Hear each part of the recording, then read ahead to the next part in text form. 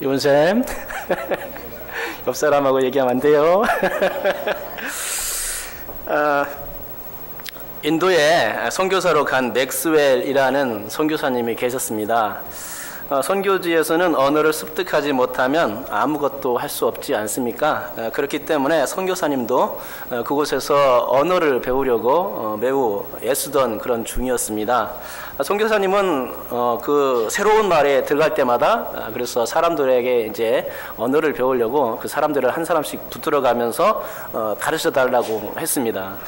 그날도 어느 한 마을에 이제 들어갔는데 마침 힌두교인이 그 한 사람이 눈에 띄었습니다. 그래서 내가 인도말을 배우려고 하는데 좀 가르쳐 줄 수 있습니까? 라고 그 사람에게 물었습니다. 인도는 워낙 땅이 넓고 그러지 않습니까? 그래서 공식 언어만 몇 개 있는지 아십니까? 공식 언어망 15개가 있습니다. 지방이 15개 분할되어 있는데 15개의 지방 언어가 있고 또 이제 종족 언어까지 하면 종족 언어가 1652종에 달하는 그런 종족 언어가 있다고 합니다. 그러니까 인도에 가서 선교를 하려면 그 지방 언어와 함께 해당 종족의 언어까지 배워야 하는 겁니다. 그러기에 선교하려면 그 맥스웰 선교사님도 마찬가지 여건이 되겠죠. 그래서 그 지방 언어와 함께 종족 언어까지 배워야 했을 것입니다. 그러기에 그날도 한 사람을 만나서 자신에게 언어를 가르쳐 달라고 그렇게 부탁한 것이었습니다. 하지만 그 부탁을 받은 이 힌두 교인은 한마디로 거절했습니다. 거절의 이유를 물어봤더니 이런 얘기였습니다. 당신하고 함께 있어서 그리스도인이 되지 않은 사람이 없습니다. 그래서 저는 싫습니다. 라고 단도직입적으로 말했다는 것입니다. 맥스웰 선교사님의 그런 모습이 너무나 아름답지 않습니까? 당시 맥스웰 선교사님이 그런 방문하는 곳마다 그를 통해서 복음을 받아들이지 않은 사람들이 없다는 것이었습니다. 그래서 힌두교인은 크게 싫은 거였습니다. 자기도 기독교로 개종될까 봐서 두려워했던 것이죠. 선교사님은 그리스도의 향기, 그리스도의 편지가 되어 만나는 사람마다 그들에게서 언어를 배우는 게 아니라 언어를 핑계로 하여 복음을 전하러 다닌 거였습니다. 선교지를 돌면서 언어를 익히는 일은 그래서 매우 중요한 일이죠. 하지만 언어를 배우면서 잊지 말아야 되는 것이 바로 이 복음 사역이었던 것입니다. 자신 안에 깊숙이 들어와 계신 그 예수님을 전하는 그것이 바로 선교사의 본분인 것입니다. 맥스웰 선교사님도 그 본분을 잊지 않았고 복음을 전했던 것이죠. 또 그랬기에 성령께서 친히 역사하셔서 가는 곳마다 예수 그리스도를 영접하는 사람들을 주신 것입니다. 선교사님의 말재주가 아니었습니다. 선교사님 안에 계신 예수로 말미암아 사람들이 그 예수를 받아들이게 되고 그 지역이 복음화되어 갔던 것입니다. 여러분, 맥스웰의 선교사님이 그랬던 것처럼 사도 바울 또한 선교 사역을 그렇게 감당했습니다. 바울은 가는 지역마다 예수 그리스도의 복음을 전파하는 데 열정을 다 바쳤습니다. 그러나 오해하지 말 것이 하나 있죠. 그것은 바울의 선교에선 맥스웰 선교사님처럼 그 지역의 언어를 배우려고 애쓸 필요가 없었다는 것입니다. 언어를 배우면서 동시에 복음을 전파하는 방식의 선교는 사도 바울에겐 필요치 않았습니다. 그런 수고가 필요 없었습니다. 왜 그랬겠습니까? 당시엔 로마라는 나라가 광범위한 땅을 지배하고 있었고 또 그 광범위했지만 그 나라들 가운데 흩어진 그런 여러 지역들 가운데 공통 언어가 있었기 때문입니다. 로마는 헬라어를 공용어로 사용하는 그런 나라였다는 것이죠. 바울은 그 로마 권역 내에서만 선교를 했기에 이 선교를 하는 데 있어서 언어의 지장을 받을 필요는 없었던 것입니다. 당시 만국 공통어인 헬라어만 알면 지금의 영어처럼 모든 사람들과 통할 수 있었던 것입니다. 그러니까 바울이 선교를 하는 데 있어서 언어의 장벽은 그리 크게 문제되지 않았던 것이죠. 공용어가 있다는 것은 그의 선교 사역을 아주 수월하게 하는 그런 장치였음에 틀림없습니다. 하지만 그렇다고 해서 사도 바울의 선교 사역 그 모두가 다 수월했던 것은 아닙니다. 일단 그 자신이 육체의 연약함을 가지고 있었습니다. 그것은 본인 스스로도 인정했던 것인데요. 바울은 그것을 무엇이라고 말합니까? 육체의 가시라고 말했습니다. 그러면 그 육체의 가시가 무엇이냐라고 물었을 때 사람들은 말하기를 바울에게 안질 눈 아픈 병이 있었다고, 안질이 있었다고 말하기도 합니다. 또 구전에 따르면 그는 안짱다리였다는 말조차 있습니다. 사람들이 눈이 안 보이면 얼마나 불편하겠습니까? 그렇지만 이 바울에게 그런 눈 불편함은 힘든 일이 결코 아니었습니다. 복음 전파를 위해서라면 조금 불편한 것쯤은 얼마든지 감내하고 견뎌낼 수 있었다는 것이죠. 설사 그가 안짱다리였다 하더라도 그는 그것조차 자신이 걸을 수 있다는 것에 초점을 두며 아마도 감사했을 것이라 생각합니다. 바울에게 있어서 걷는다는 것은 어디든지 가서 예수 그리스도의 복음, 그 복음을 증거할 수 있는 일이었기에 안짱다리는 아무런 문제가 되지 않았습니다. 걸을 수 있다는 것이 크기 때문에 그랬죠. 그렇기 때문에 안짱다리여도 상관이 없고 눈이 안질이 있어도 상관이 없었습니다. 복음만 전하면 그것으로 감사하고 만족하고 그렇게 하면서 감사하면서 복음을 전했던 것입니다. 그러나 문제의 심각하면 비단 육체뿐만이 아니었습니다. 선교의 그런 무수한 방해와 어려움이 바울을 힘들게 했던 것을 볼 수 있는데요. 우선은 선교 여행에서 재정적인 뒷받침 때문에 아마도 힘들었을 것입니다. 선교하다 보면 먹을 것, 입을 것, 그리고 거주할 곳 등의 이제 기본적인 의식주의 문제, 그런 욕구가 필요하지 않습니까? 거기다가 배나 말 등의 교통편을 이용하려면 여비가 아주 충분히 있어야 합니다. 그래야만 선교를 온전히 감당할 수 있겠지요. 물론 바울은 천막 짓는 일을 배웠기에 그 천막기를 짓는 기술을 통해서 선교비를 일부 충당하기도 했을 것입니다. 하지만 그래도 그것이 전업이 아닌 이상은 분명히 한계가 있는 것이 분명합니다. 그러기에 후원이 필요했고 또 그래서 여러 교회의 재정적인 뒷받침은 바울의 선교를 더욱 활기 있고도 왕성하게 해주는 그런 직접적인 요소였을 것이 분명합니다. 당장 주머니에 돈이 없으면 아주 궁색해지지 않습니까? 선교에선 더욱더 그렇습니다. 선교가 그래서 움츠러들게 되는 이유가 됩니다. 아마 바울도 그랬을 것이죠. 바울뿐만 아니라 선교사로 파송된 그런 모든 선교사들이 가장 궁극적인 그런 개념 중에서 필요했던 것이 바로 이 물질적인 개념이 아닌가 이런 생각을 해보게 됩니다. 또 바울은 자연환경이 가져다주는 그런 위의 요소들과 싸워야 했습니다. 춥고 덥고 또 산과 강과 바다 등의 그런 여행 경로가 주는 위험 요소가 기다리고 있었던 것이죠. 그런 요소들과 바울은 끊임없이 싸워야 했습니다. 이런 것들은 바울의 선교행에 있어서 두려움을 주는 환경적 요소였던 것입니다. 당시는 지금처럼 편한 교통편이 없는 그런 시대였습니다. 항공편, KTX, 자동차 그런 그 교통 시설이 있었겠습니까? 당시에는 그런 것들이 없었습니다. 오로지 배와 말 정도가 유일한 교통 수단에 불과했습니다. 그러니 그런 것을 이용할 여비가 왔다면 무엇을 의지해야죠? 단지 튼튼한 두 다리만 의지해야 하는 것입니다. 또한 모든 도로는 로마로 통한다라는 말이 있지만 로마 전역 모두가 다 그런 것은 또 아니었죠. 로마 시내야 물론 돌로 바닥을 깔아서 비교적 양호한 편이었고 비가 와도 질척거리지 않았겠지만 도시를 조금만 벗어나 외곽으로 접어들면 모든 길들은 엉망이 되어버렸습니다. 옛날 조선시대 때 한양의 시내 길들이 비만 오면 질척거려 엉망진창이 되었다는 말이 있는데 아마도 그와 같았을 것입니다. 더군다나 으슥한 장소에서는 산적들이나 강도들이 을의 자리를 차지하고 있어서 여행객들을 위협하던 시대였으니 환경적인 요소는 바울의 선교를 방해하는 직접적인 요소였을 것임에 틀림없습니다. 거기다가 여러 사람들과 씨름해야 했다는 것은 선교의 진짜 큰 장애 요소였을 것입니다. 마음이 열리지 않아 복음을 받아들이지 않는 사람들은 아주 둘째 문제였죠. 그런 사람들은 복음을 받아들이지 않으면 그만이고 선교의 방해도 크게 되지 않는 부분입니다. 하지만 적극적으로 바울 선교를 방해하며 어렵게 하는 사람들이 나타났던 것입니다. 주로 그들은 유대인들이었습니다. 또한 미신과 우상을 섬기는 아덴 사람들과도 싸워야 했던 적이 있습니다.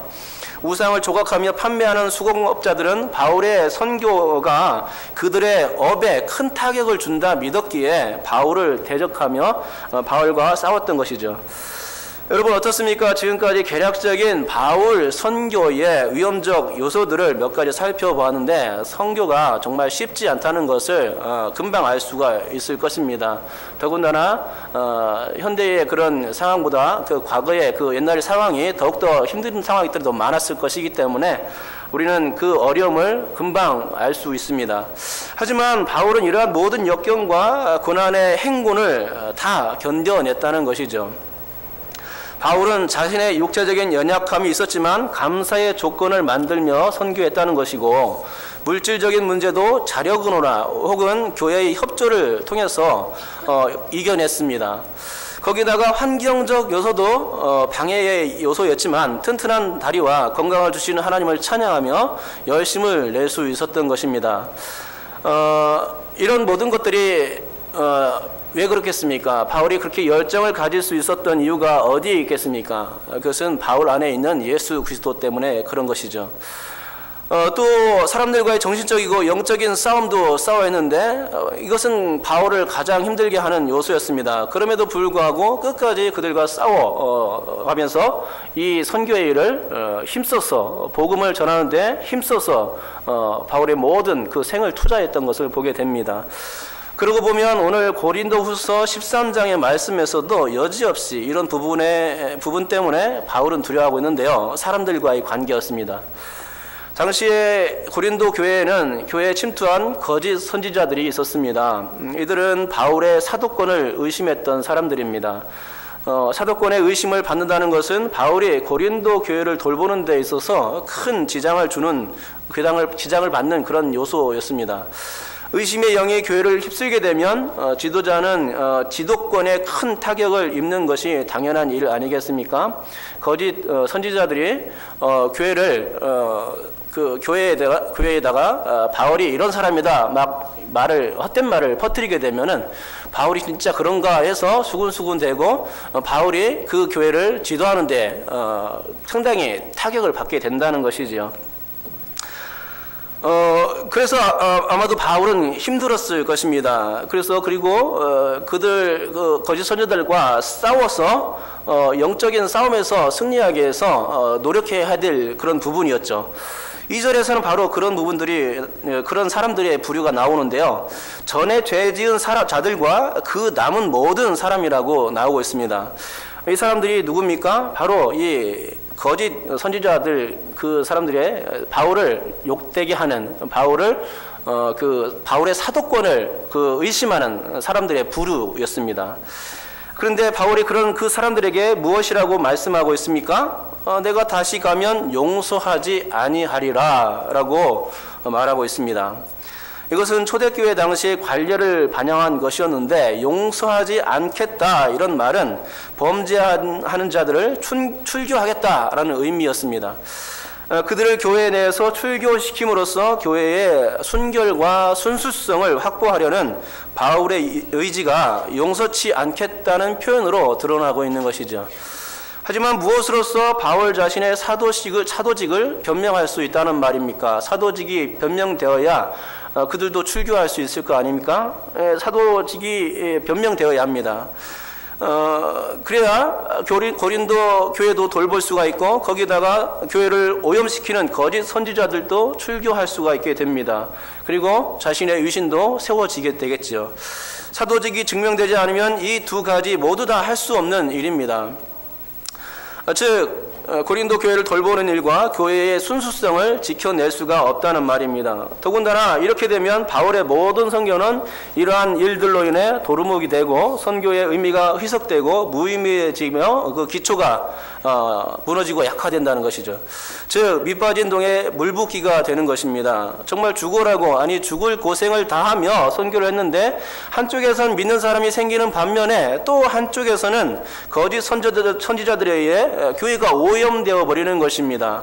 그러니 얼마나 기운 빠지는 일입니까? 그러니까 바울은 그렇게 되지 않도록 해야만 했습니다. 선교는 교회를 세우는 일과 아주 깊은 관련이 있는데 그게 무너지면 선교의 일이 위축되고 위협을 받는다는 것이죠. 당연히 싸워야 했던 것입니다. 여러분, 바울은 거짓 선지자들의 이 농간과 싸우기 위해서 그들과 싸우기 위해서 먼저 사도식을 변명해야 했습니다. 3절 말씀입니다. 우리 다 같이 한번 읽어보겠습니다. 3절 말씀 읽겠습니다. 시작. 이는 그리스도께서 내 안에서 말씀하시는 증거를 너희가 구함이니 그는 너희에게 대하여 약하지 않고 도리어 너희 안에서 강하시니라. 아멘. 이 말씀을 보면 바울의 사도직을 본인 스스로가 증명하고 있음을 알 수 있습니다. 그런데 사도직의 변명은 다른 것이 없었습니다. 만약 자신이 예수 그리스도의 사도라면 그리스도께서 자신 안에서 말씀하시는 증거가 있다 하는 거였습니다. 즉 참된 사도의 증명은 그리스도의 말씀을 성도들에게 전하느냐 그것을 전해주지 않느냐라는 것과 깊은 관계가 있다는 말입니다. 그리스도의 말씀이 바울 속에 있다는 것 그리고 그 말씀을 증거하는 그 자체가 자신이 예수 그리스도의 사도임을 나타내는 증거라는 것이죠. 또한 바울이 사도임을 증거하는 잣대의 다른 하나는 자신 안에 계신 예수 그리스도를 추구하는 것이 그 증거라는 것입니다. 우리 다 같이 5절도 한번 읽어보겠습니다. 읽겠습니다. 시작. 너희는 믿음 안에 있는가 너희 자신을 시험하고 너희 자신을 확증하라. 예수 그리스도께서 너희 안에 계신 줄을 너희가 스스로 알지 못하느냐. 그렇지 않으면 너희는 버림받은 자니라. 아멘.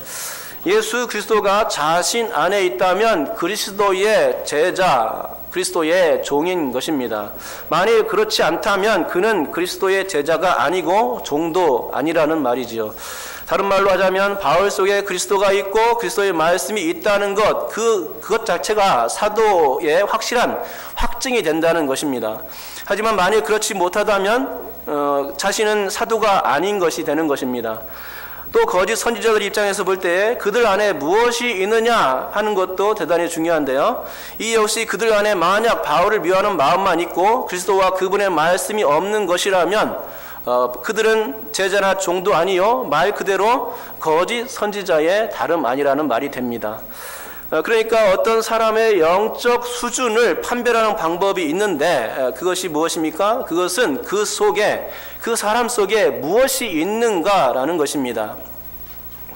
그 사람 속에 그리스도가 있다. 그 사람 속에 그리스도의 말씀이 있다 하는 것이 무엇을 증명하느냐? 그가 바로 예수 그리스도의 사람이라는 것입니다. 만약 그렇지 않으면 그는 그리스도의 사람이 아닌 것이죠. 그리스도의 제자나 종이 될 수가 절대로 없다는 것입니다. 동시에 오늘 고린도후서 13장의 상황에서 보면 누가 하나님의 종이냐 아니냐를 따지는 기준이 되고 있는 것입니다.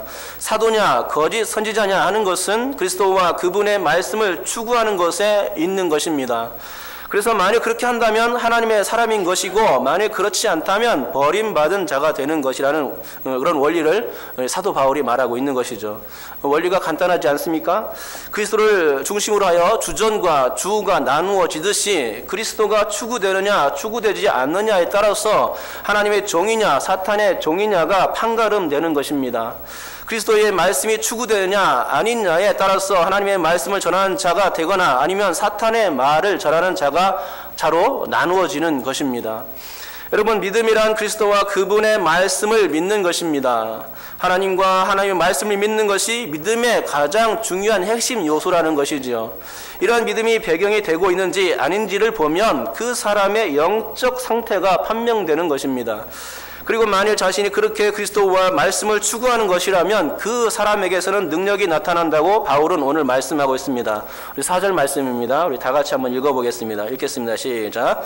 그리스도께서 약하심으로 십자가에 못 박히셨으나 하나님의 능력으로 살아계시니 우리도 그 안에서 약하나 너에게 대하여 하나님의 능력으로 그와 함께 살리라. 아멘. 사람이 약하다는 것은 무력한 것을 의미합니다. 그렇기 때문에 그 무력한 중에서는 아무런 능력도 발생해낼 수 없다는 것입니다. 그것이 아주 자연스러운 현상이죠. 약한 자에게서 약한 것이 나오고 강한 자에게서 강한 것이 나오는 것입니다. 그것이 자연의 이치고 정상적인 이치가 되겠죠. 하지만 바울이 말하는 바에 의하면 약할 때 오히려 강할 수 있다고 말하고 있습니다. 그 근거 이론이 방금 읽은 구절입니다. 이 구절에 나온 예시는 예수 그리스도이십니다. 바울의 말에 의하면 그리스도께서 그렇게 약한 분이셨다는 것입니다. 십자가에 달리셨을 때 그리스도는 그렇게 약했다는 것입니다. 예수께서는 십자가에 달렸을 때에 사람들에게 대항하지 않으셨다는 것이죠. 하늘의 천사들을 동원하여서 원수들과 맞서 싸울 수도 있었고, 그래서 승리를 거머쥘 수도 있었습니다. 그리고 죽지 않았을 수도 있었을 것입니다. 또한 자신의 권능과 능력으로 신비한 역사를 일으켜서 자신의 죽음을 모면할 수 있는 방법도 여전히 있었습니다. 하지만 예수 그리스도께서는 그렇게 하지 않으셨다는 것입니다. 그리스도께서는 오히려 연약함에 처하셨습니다. 약함 가운데 십자가에 못 박히셨고 약함 가운데 피 흘리시며 죽으셨던 것입니다. 그러나 어떻습니까? 기독교의 위력은 바로 거기서부터 나타났습니다. 그리스도께서 약하심으로 죽으셨을 때에 하나님께서는 하나님의 그 능력으로 그리스도를 살리셨던 것이죠. 그렇습니다. 기독교는 예수 그리스도께서 그러셨던 것처럼 약함의 종교인 것입니다. 그래야 맞습니다. 강하다고 우기며 괜히 혈기를 부려대는 것은 기독교가 결코 아닙니다. 예수님을 믿는 사람들이라면 예수님과 같은 약함이 드러나야만 합니다. 또한 그 약함 가운데서 강함을 발견할 수 있어야 합니다.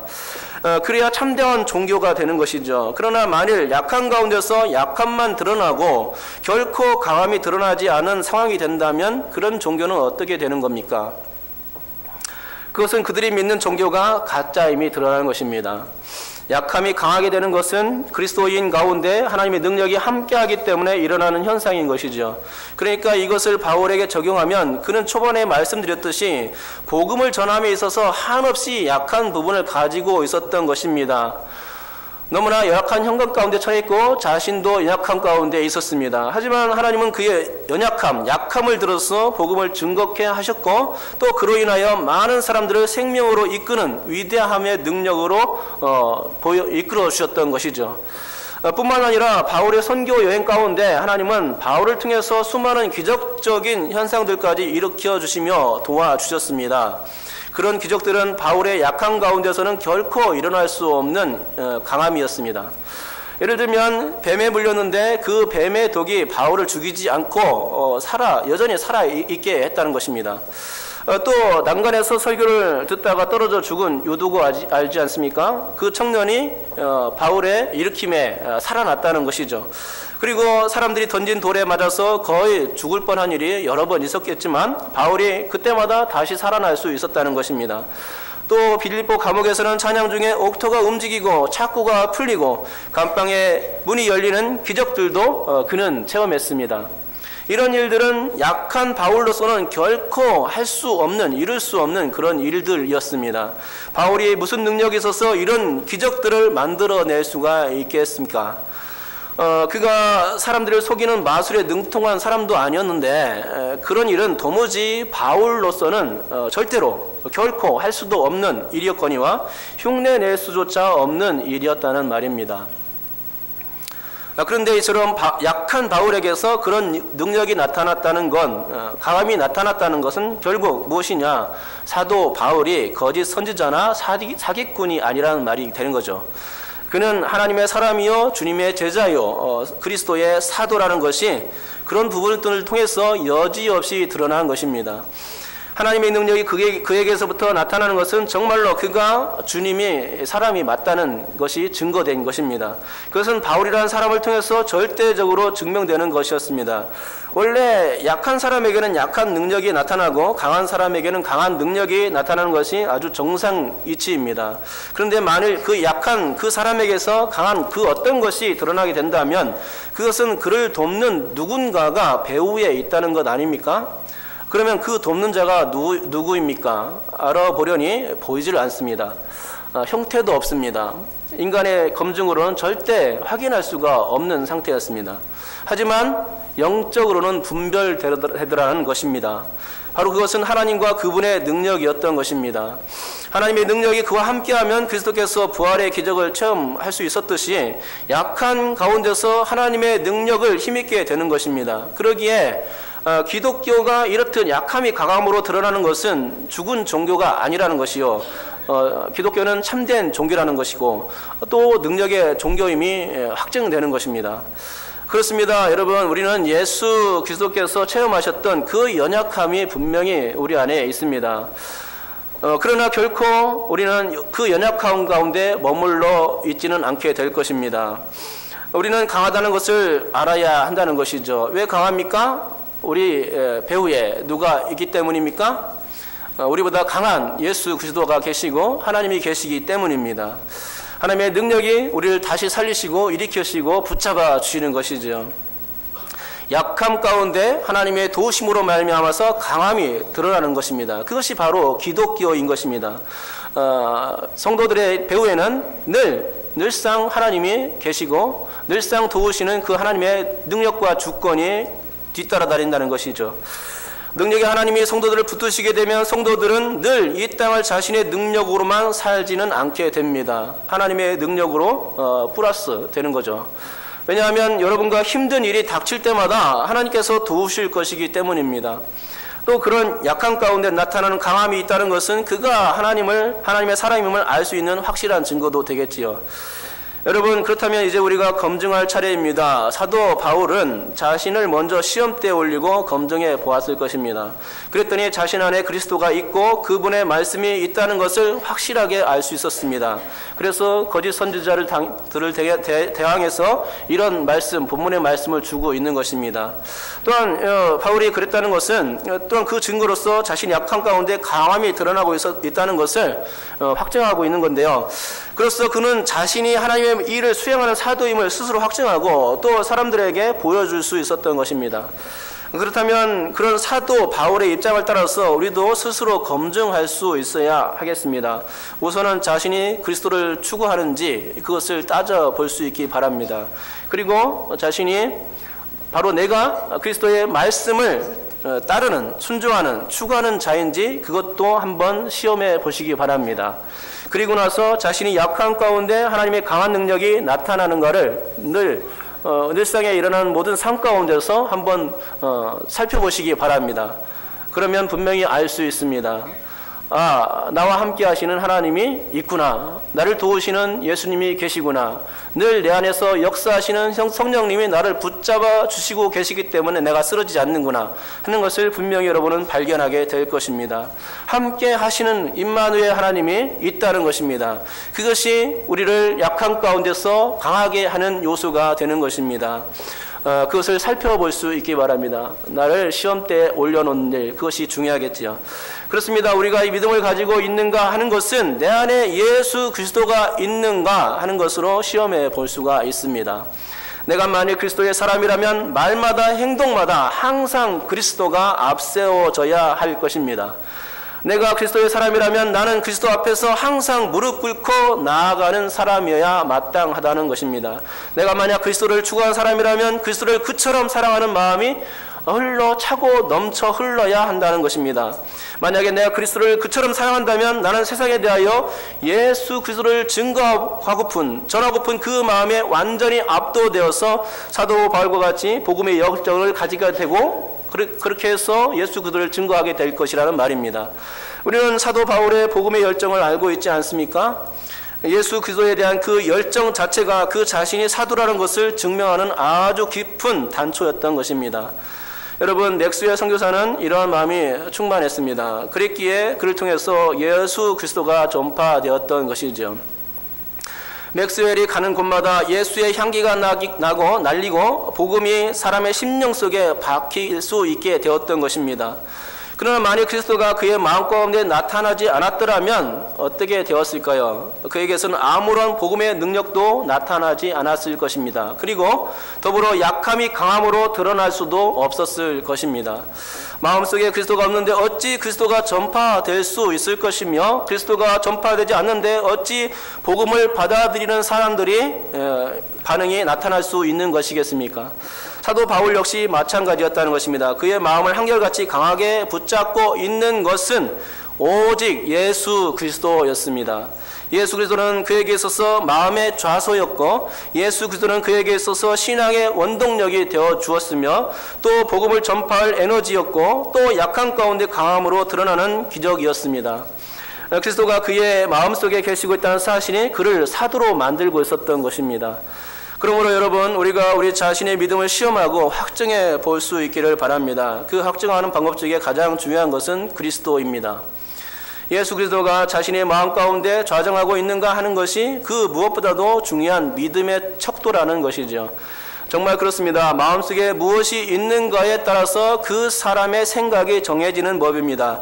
그 사람 가운데 예수 그리스도가 자리하고 있다면 그는 곧 하나님의 말씀을 추구하는 자가 되는 것입니다. 그러니까 예수 그리스도의 사람은 온통 그 마음속에 예수 그리스도로 도배되어 있는 사람입니다. 여러분께서 그렇게 되시기를 축복합니다. 그렇게 되면 분명히 하나님의 능력이 나타날 줄로 믿습니다. 그러므로 오직 예수 그리스도를 우리들 마음속 중심에 모시고 그분을 추구하며 사시기를 축복합니다. 그리하면 내 자신이 스스로 증거하지 않아도 정말 신실한 그리스도인임이 교회 가운데, 세상 가운데 드러날 줄로 믿습니다. 그렇게 되길 주님의 이름으로 축복합니다. 기도하겠습니다. 하나님 아버지, 감사합니다. 오늘도 말씀을 주시니 감사합니다. 오직 주 안에서 우리가 살길 원합니다. 오직 예수 그리스도만 자랑하길 원합니다. 내 안에서 오직 예수 그리스도의 꿈만 꿀 수 있도록 인도하여 주시옵소서. 그것이 우리가 삶을 승리하는 길인 줄 믿사오니 하나님 아버지, 우리를 시험대에 올려 주옵소서. 그래서 그리스도의 증거가 우리 삶 가운데 여전히 나타나고 있는지 확인할 수 있게 도와주시옵소서. 만약 그렇지 않다면 이제 각성하고 회개하며 주님을 붙들게 도와주시옵소서. 오직 예수 그리스도가 너무 좋아서 그 예수를 전파할 수 있는 우리 자신이 되게 도와주시옵소서. 우리 자신을 확증할 수 있는 그런 믿음의, 참 믿음의 도마에 설 수 있게 도와주시옵소서. 감사드리며 예수님의 이름으로 기도드립니다. 아멘. 우리 찬송가